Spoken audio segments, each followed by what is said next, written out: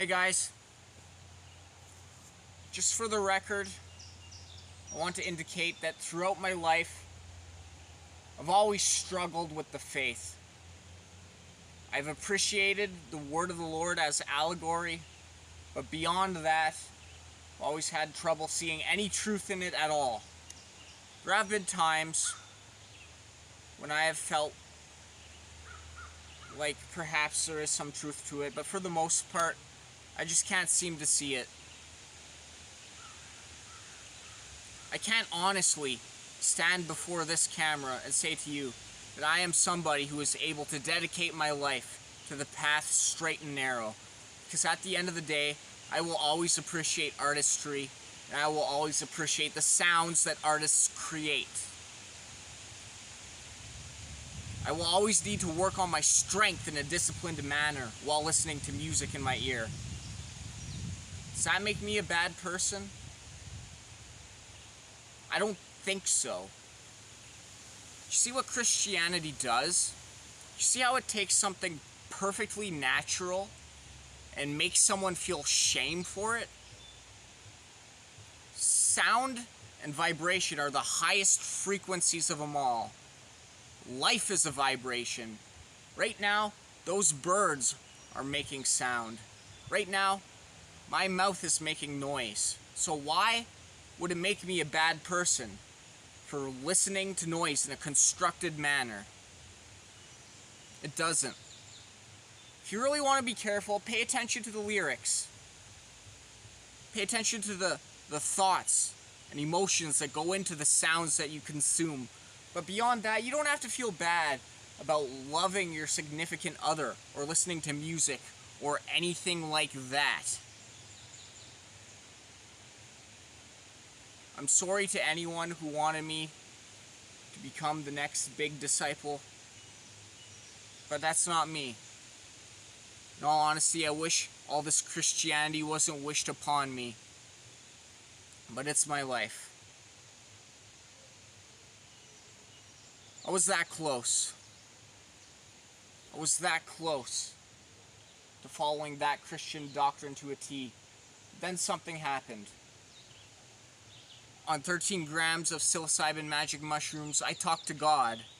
And I convinced God not to allow the devil to take over this world.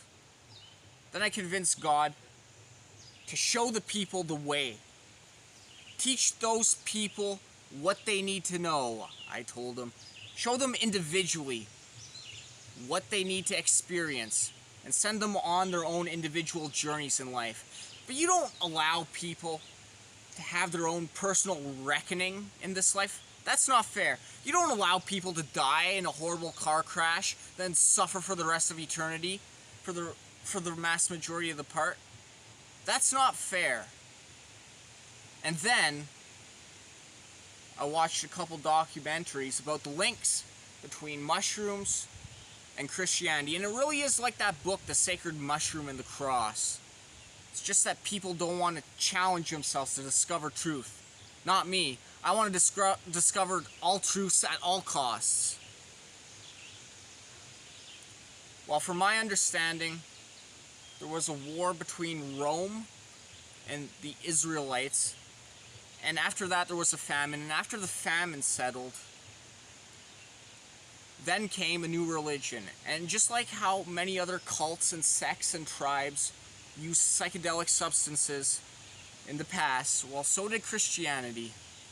And Christians were using mushrooms, and the priests would give the followers some mushrooms to keep them in a different state.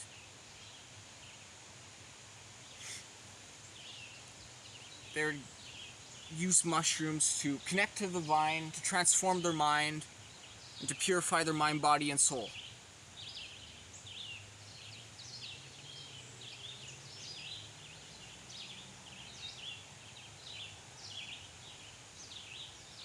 That's why you see so many of those early Christian murals have mushrooms in the background. That's why you see so many of those early Christian churches with mushroom designs on their walls, and also in the earliest Christian paintings as well. While some people say they look like trees, some people say they look like mushrooms. All I could say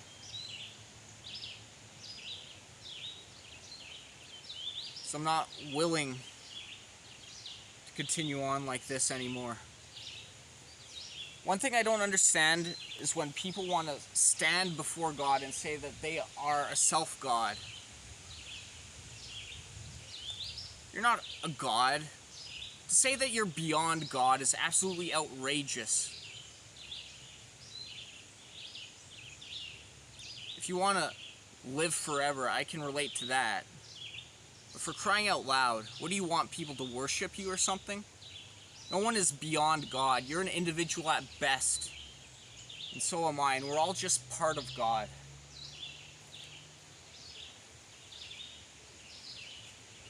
Throughout the vast majority of my life, I've been uncertain about the faith, but deep down inside, I think I just want to believe. I want to believe there's something greater out there that's looking out for us.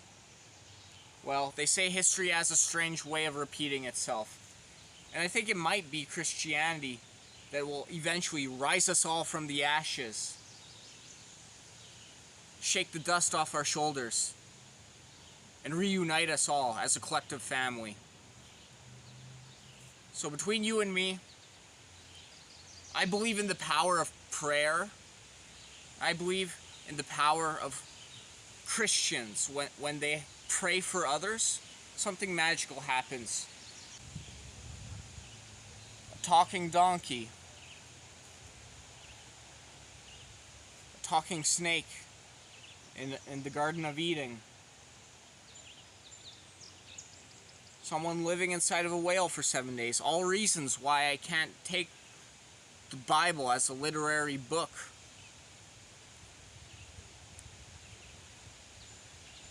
In the Garden of Eden, do you seriously think that snake crawled up to Adam and Eve and spoke to them in English? What was he like? What's up, guys? How's it going, Adam? Eve, how you doing? Oh yeah, and by the way, if you eat that apple, nothing bad will happen. Trust me, I'm a talking snake. And by the way, Eve, how you doing? Is that guy Adam doing anything wrong to you? Because tell me why you wasted time. Tell me why you wasted time with him when you should be with me instead. I know that I could treat you better. Better than he can. I don't think so. What was that snake taught at a public school or something? Get real.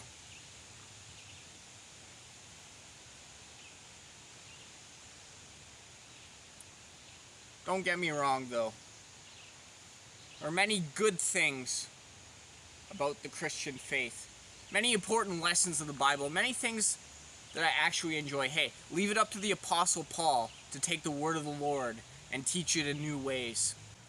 Don't steal. Don't lie. Don't use God's name in vain. No sex before marriage. All good things. All things this world needs more of.